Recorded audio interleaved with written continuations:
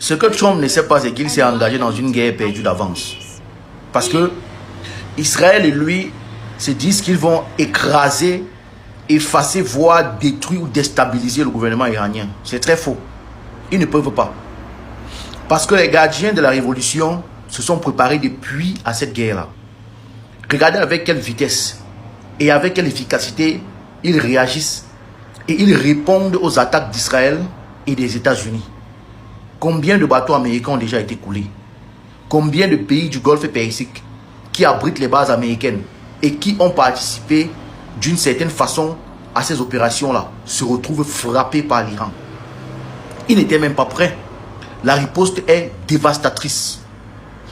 Ce que je vais rappeler aujourd'hui aux Américains, c'est que les Perses existent il y a plus de 2500 ans.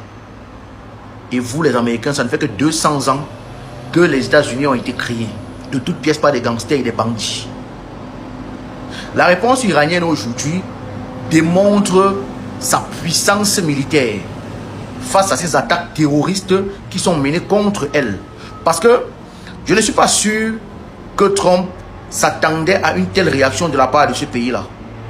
Je vous rappelle qu'il a déclaré cette guerre, il n'était même pas à la Maison Blanche, il était en vacances en Californie. Et Netanyahou a profité pour se mettre derrière lui et continuer à bombarder l'Iran.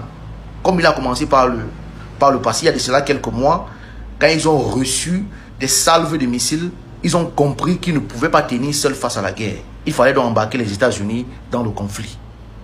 Mais c'est la chute des États-Unis qui s'annonce comme ça. C'est ce que Trump, lui, ne sait pas. Parce que chaque empire qui est tombé dans ce monde s'est tombé lorsqu'elle allait faire une guerre qu'elle croyait gagner d'avance. Les États-Unis sont déjà affaiblis. Et ils vont tomber. Ils vont tomber. Et ne soyez pas surpris parce que cette chose qui se passe là risque de nous conduire vers la 3e guerre mondiale. Nous ne sommes qu'à la première étape. Parce que d'autres pays vont rejoindre l'Iran dans cette guerre-là. Du fait de l'injustice qui se passe actuellement.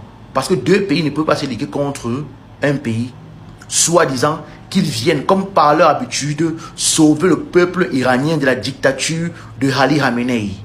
C'est faux. Si un peuple veut se sauver, qu'il se sauve seul. Il n'a pas besoin d'un autre pays pour venir le sauver.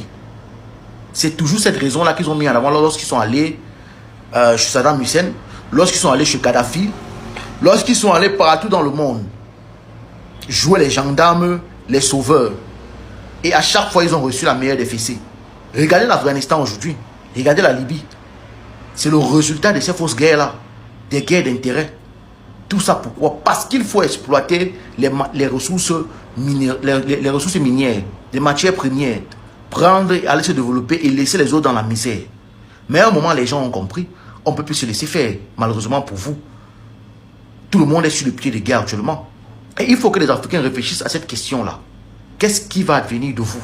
Regardez comment ce monsieur est allé déloger Maduro au Venezuela comme un enfant qu'on vient enlever de la maternelle. Combien de dirigeants africains sont capables de résister à une telle attaque? Il est temps que nous-mêmes nous posions la question et que nous pensions sur cette question-là. Comment faire si un jour notre tour arrive?